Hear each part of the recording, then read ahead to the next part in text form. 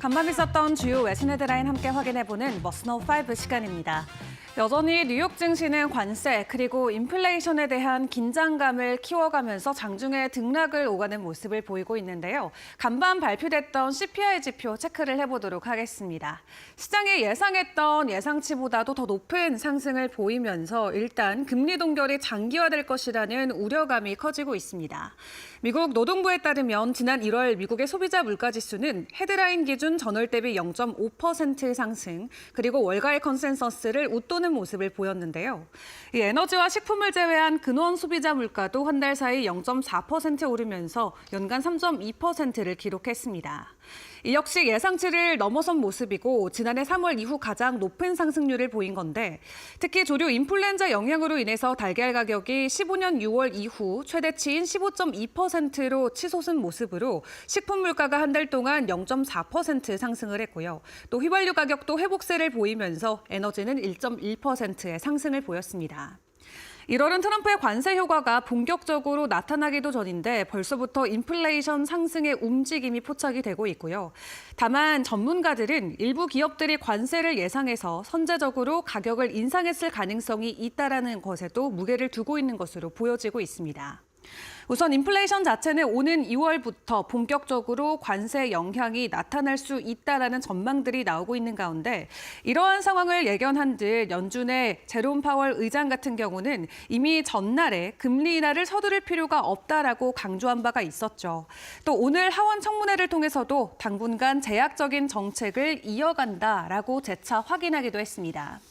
또 월가 일부 전문가들도 금리 인하의 가능성이 없다라고 평가하고 있는데요. 찰스 슈왑의 전무이사 리처드 플린 같은 경우는 올해 상반기에는 금리 인하가 없을 것으로 확신한다라고 전했고요. 골드만삭스 자산관리인인 휘트니 왓슨 같은 경우도 당분간 연준은 기다리고 보는 모드에 머무를 가능성이 높다라고 전했습니다.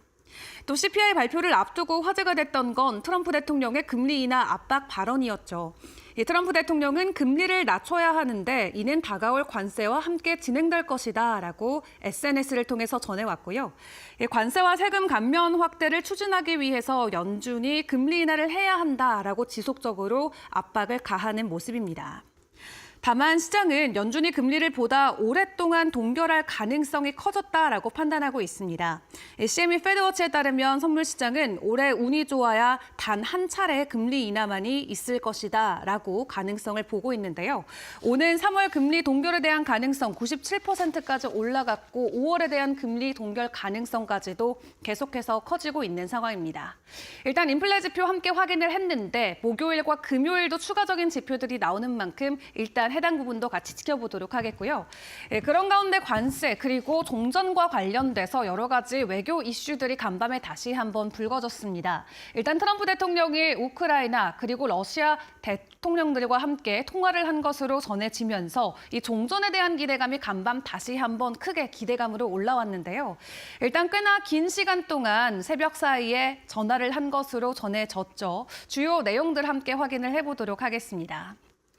일단 트럼프 대통령은 SNS를 통해서 방금 블라디미르 푸틴 대통령과 길고 또 고도로 생산적인 전화 통화를 했다라고 글을 올렸는데요. 우크라이나나 중동, 또 에너지, 인공지능과 달러의 위력, 또 다른 주제들에 대한 논의를 이어갔다라고 밝혔습니다. 그러면서 그는 푸틴과 상호 방문을 포함해서 긴밀히 협력하기로 합의했다라고 밝힌 이후에 양측 협상팀이 러시아와 우크라이나 전쟁 종전 협상을 즉각 개시하도록 하는 데 합의했다고 전했는데요. 일단 금요일 민헨에서 열리는 회의에 대해서도 논의했다라고 코멘트를 남겼는데 오는 14일부터 16일 민헨 안보회의가 열립니다. 해당 자리에는 제이디 벤스 부통령과 마크 루비오 국무장관이 미국 대표단을 이끌고 참석을 하게 되는데, 해당 회의를 통해서 미국의 우크라이나 전쟁 종식 시나리오가 발표될 가능성이 있어서 현재 주목이 되고 있는 상황이고요. 트럼프 대통령은 이 회의 결과가 긍정적으로 되기를 바란다라고 이야기하면서 어리석은 전쟁은 멈출 때가 됐다라고 코멘트를 남겼습니다. 이렇게 트럼프 대통령이 전쟁 당사국 정상들과 연달아 통화를 하면서 전쟁 종식에 대한 기대감이 급물살을 타고 있는 분위기인데 일단 이번 주에 발표가 되는 독일 안에서의 안보회의를 통한 내용들도 함께 체크를 해보시면서 국제 정세와 관련된 부분들도 점검을 해보시고요. 그리고 관세와 관련해서 계속해서 코멘트들이 나오고 있는 가운데 간밤에 추가적으로 업데이트된 소식들도 최종적으로 정리를 해보도록 하겠습니다. 일단 인도와 관련된 내용 먼저 전해졌는데요. 이 13일에 나렌드라 모디 인도 총리가 백악관을 방문을 합니다. 다만 방문하기 전에 미국이 먼저 상호 관세를 발표할 것이다라고 전했는데 이 모디 총리가 12일 이틀 일정으로 미국을 방문해서 13일에는 트럼프 대통령과 정상회담을 할 예정입니다. 관세 정쟁을 본격화한 트럼프 대통령이 지난 4일에는 중국에 대해서 10%의 추가 관세를 부과하기 시작했었고 또 10일에는 철강과 알루미늄 제품에 대해서 예외 없이 25%의 관세를 12일부터 부과한다라고 발표했었죠. 이렇게 적극적인 관세 행보를 이어가고 있는 모습을 보이고 있는데 또 오늘 안으로 상호 관세 행정명령에 서명을 하겠다라는 내용도 함께 전해지면서 상호 관세와 관련된 부분은 오늘 안으로 최종적인 내용들이 발표될 것으로 보여지고 있고요. 그런 가운데 관세 위협에 직면해 있는 유럽과 캐나다 정상은 공동 대응 방안을 논의하기 위해서 만남을 가진 것으로 확인이 됐습니다. 이 유럽 당국자들은 회동이 끝난 이후에 이번 논의를 놓고 대미 관계가 핵심이었다라고 전했는데요. 또 철강과 알루미늄 관세 문제와 관련해서는 실질적인 이슈는 중국산 과잉 생산이다라고 이야기하면서 우리는 미국을 비롯한 우리 모두에게 영향을 준다라는 점에 양측이 공감했다고 설명했습니다. 이어 트리리 총리도 EU 지도부와 회동 이후에 기자회견을 통해서 트럼프 대통령이 새 관세 부과를 강행할 경우 미국의 경제도 영향을 받을 것이라고 경고했는데요. 일단 트럼프 대통령이 오늘 상호 관세와 관련돼서 추가적인 내용을 발표할 것으로 전망이 되고 있는 가운데 일단 미국 하원 의원 쪽에서는 그 가운데서도 자동차나 의약품과 관련된 상호 관세는 부과 대상에서 제외될 수 있다라는 관점도 제시가 되고 있습니다.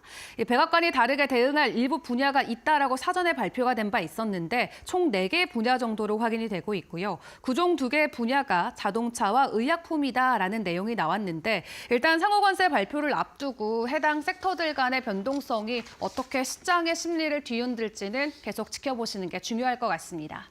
자, 그런 가운데 오늘 시장 안에 유독 돋보였던 종목이 있죠. 바로 청개구리 테슬라입니다. 지금까지 지속적인 주가 하락을 보이다가 오늘 전반적으로 빅테크 종목들이 가격 하락이 나왔는데 테슬라는 되려 홀로 2.4% 반등에 나서는 모습을 보였습니다. 오늘 테슬라가 반등에 성공할 수 있었던 건 월가에서 나왔던 긍정적인 코멘트다라고 생각을 해볼 수가 있겠는데요.